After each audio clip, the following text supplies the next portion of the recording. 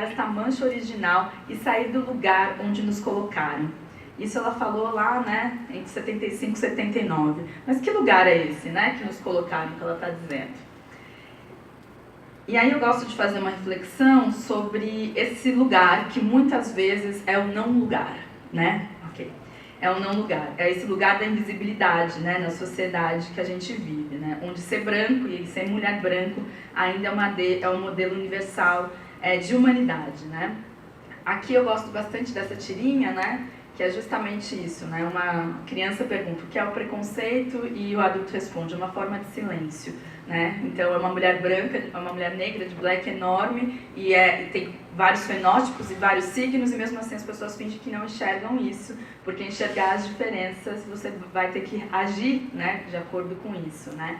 E ela vai dizer que tem um olhar branco que recai sobre o corpo negro e isso vai aparecer na mídia, vai aparecer nas nossas produções. E como que é esse olhar? Esse olhar, segundo a Cida Bento, a doutora Cida Bento, no seu livro Branqueamento e Branquitude, ela vai dizer que é um lugar, né? O olhar branco, a projeção branca sobre o ser negro, nascido no medo, cercado de silêncio, fiel guardião dos privilégios. E aí, esse lugar é o lugar estereotipado, né? Que a mulher negra ainda tem na mídia. Eita. O que eu fiz? Eu não mexi em nada.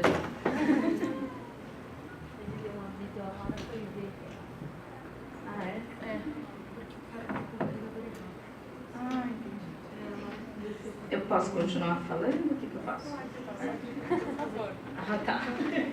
Tá bom. Qual é esse lugar, né? A gente vê que, infelizmente, ainda é esse lugar estereotipado, né? Onde o corpo negro traz uma série de estereótipos, e aí quando eu falo da mulher negra, tem estereótipos específicos, né? Que recaem sobre o corpo da mulher negra. Que aí a gente pode, enfim, debater isso mais pra frente. Mas, deixa eu só ver aqui, que agora me perdi, né, gente? Uma visão de mundo... Então, na nossa produção, né, jornalística também, a gente também está embebido, infelizmente, influenciado desse olhar, né, que é como olhar, nós não fomos letrados para olhar o corpo negro de uma outra maneira, né, a gente está aprendendo isso agora, alguns de nós, outros nem agora, mas... Então, quando a gente vai fazer a nossa produção jornalística, muitas vezes recai nesse lugar do estereótipo, né? Então, as pessoas negras não são vistas, muitas vezes, como fontes qualificadas para as matérias, né? Então, essa intelectualidade negra, né, como muitas dessas intelectuais que eu citei no começo, não são vistas como qualificadas, né? A não ser quando o assunto é diversidade, né? E aí eu brinco, né, que minha profissão não é ser negra, que eu sei falar sobre outros assuntos, só que, normalmente, os jornalistas não percebem isso e não veem isso de alguma forma. Voltou! Não está bem, problema ainda. Ele apareceu, cara. Tá. É porque tem muitas fotos que eu gosto de mostrar, só tenho 3 minutos, mas já estou acabando. A gente não disse muito. Eu mudei ela de tomada para ver se é extensor, mas não vi. Que era só para ilustrar esse lugar, né, do corpo negro, né, principalmente na mídia, na mídia cinema, publicidade, novelas. E aí, quando a gente fala da nossa produção jornalística, a gente tem um dado da FENAGE que diz que apenas 23% dos jornalistas são negros e negras, né? Apenas, né? E aí eu trago uma fotinho de uma reunião de pauta do Jornal Nacional. O que vocês veem nessa foto, né? Homens brancos. Então, são essas pessoas que decidem o que e aí infelizmente tenho que dialogar com a grande mídia, então por isso que eu trouxe o Jornal Nacional, mas são essas pessoas que vão dizer, né, o que é notícia, o que é ou não é machismo, o que é e não é diversidade, etc. Né? E quanto é perigoso, né, esse discurso quando ele vem de uma única raiz, né? Essas pessoas têm experiências de vida, né, pelo corpo branco, pelo ser homem, que são diferentes, por exemplo, das experiências que eu tenho. E aí, enquanto Cogira, a gente tem algumas iniciativas justamente para fazer com que a produção dos jornalistas seja menos racista, menos machista. E aí existe o Mini Manual de Jornalismo Humanizado, que nós realizamos em parceria com o Tem Colga, vocês conseguem achar online. E também o curso de Gênero, Raça e Etnia para jornalistas, que é um guia, na verdade, que produzimos junto com a FENAGE e com a ONU Mulheres. Então são 2 materiais que vocês podem achar online, que ajudam, dão dicas mesmo de como tornar a minha produção enquanto jornalista mais diversa. E aqui eu trouxe alguns exemplos de contranarrativa, né? Então, sites, revistas e blogs que estão produzindo com esse viés da diversidade, né? Desde uma mídia periférica, quanto periferia em movimento, até uma mais segmentada, como a Cali 2, que fala sobre a América Latina, ela que foi uma quilombola, e o Dia Internacional da Mulher Afro-Latino-Americana e Caribenha também. Então, nós pensamos esse especial, que nós batizamos de Nós Mulheres, e a gente fez uma série de entrevistas, porque a gente entendeu que a entrevista era um jeito de dar voz para essas mulheres de uma maneira mais completa, mas ao todo a gente produziu cerca de 15 materiais, né, entre reportagens, artigos, entrevistas, GIFs, etc. Então a gente entrevistou a Lúcia Midezui, que tem um trabalho com a população imigrantes, a Maria Helena Faguana, que é uma mulher negra cubana, que era professora na Universidade de Havana, que é uma figura muito interessante para quem quer discutir racismo em Cuba, porque não tem esse mito, né, que o socialismo rompeu, o racismo, não existe mais racismo em Cuba. É mentira, desculpa dizer, mas então é interessante ler essa entrevista por isso.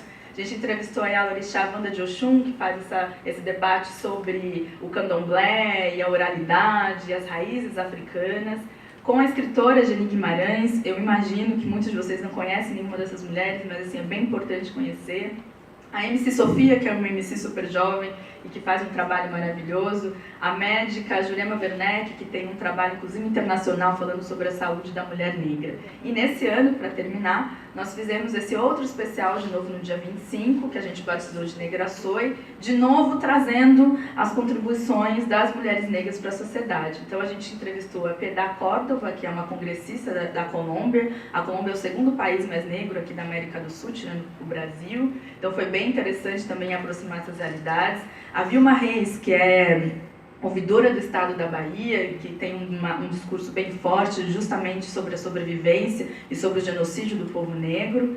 A Nilma Bentes, que foi a mulher negra do Pará, que idealizou em 2011 a Marcha das Mulheres Negras, que achou que era uma boa ideia as mulheres negras se irmanarem em marcha. Então entrevistamos a Nilma Bentes. A Priscila Novas, né, que é do candomblé também, ela tem um livro falando sobre a culinária do candomblé e o candomblé como um lugar de resistência, assim como os quilombos. E a Lued Luna, que é uma cantora maravilhosa, que eu também super indico que vocês conheçam. Ah, e a Verônica Bolina, que é uma mulher negra trans, que sofreu todo aquele absurdo que vocês devem ter acompanhado, quando ela apanhou, porque, enfim, agrediu uma mulher, foi presa, e aí ela apanhou na cadeia de um jeito desumano, e hoje ela está reconstruindo a vida dela. E a gente fez uma série de listas, enfim, tentando trazer a mulher negra, né, para o protagonismo. E quando a gente dá um Google lá no Brasil de Fato, a gente vê como o feminismo realmente é um assunto que a gente tenta abordar sempre, tenta sempre trazer uma perspectiva feminista para as pautas, que é mais importante do que apenas falar do feminismo enquanto, né, assunto. E aqui alguns exemplos. E essa é a redação do Brasil de Fato. É um pouco diferente da redação do Jornal Nacional, né, galera? E aí, enfim, ela mudou um pouquinho, né? Teve figuras que saiu, perdemos a Nadine, que tá ali, que saiu do Brasil de Fato, infelizmente. Outras figuras entraram, mas é isso, né? Eu nunca entrei numa redação tão negra. Enfim, nos meus 10 anos de formada, nunca tinha entrado numa redação tão negra. E isso, esse ser negra, esse ser mulher negra, está se refletindo cada vez mais nos nossos conteúdos. Por isso que esse debate da representatividade, quando eu digo que apenas 23% dos jornalistas, né, empregados são negros, é importante estar, né? O corpo negro é político, ele está lá para fazer esse tipo de debate. Aí aqui já era um GIF, enfim, que a gente também produziu. E, enfim, é isso. Eu espero que eu tenha contribuído. E o mais importante, assim, pra gente é entender mesmo que uma redação masculina, branca, cisgênera, heteronormativa, ela dificilmente vai conseguir produzir uma comunicação plural, diversa, feminista, anticapitalista, antirracista, né? Construir narrativas onde as nossas diferenças, que são muitas e tudo bem, mas que elas não sejam fatores de desigualdade entre nós. É isso, obrigada.